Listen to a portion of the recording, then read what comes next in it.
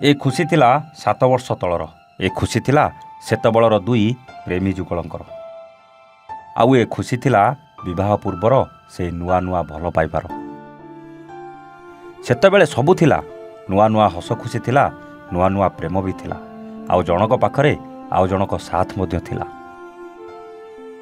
दर्शक बंधु सेही समय विवेक प्रथमे प्रथमे सृजाना को देखिथिले। आउ प्रथम देखारे दुहे दुई को पसंद कर देथिले। परे दुई को प्रेम एमिति आरंभ होइतिला।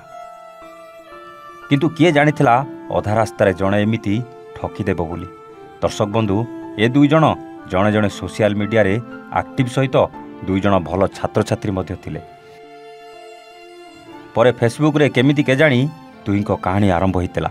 प्रथमे फ्रेंड रिक्वेस्ट आउ परे परे प्रेम रे बदली गला।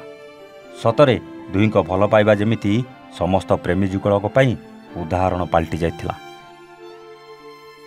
देखु देखु दुहे दुई को जीवन साथी बनीगले। आउ वैवाहिक जीवन गोटे नुआ जीवन आरंभ कले।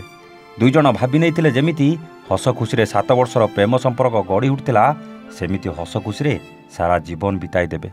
किंतु परे परे जना पड़िला विवेक बाघर परे ए पृथ्वीर मात्र 6 मासर अतिथि।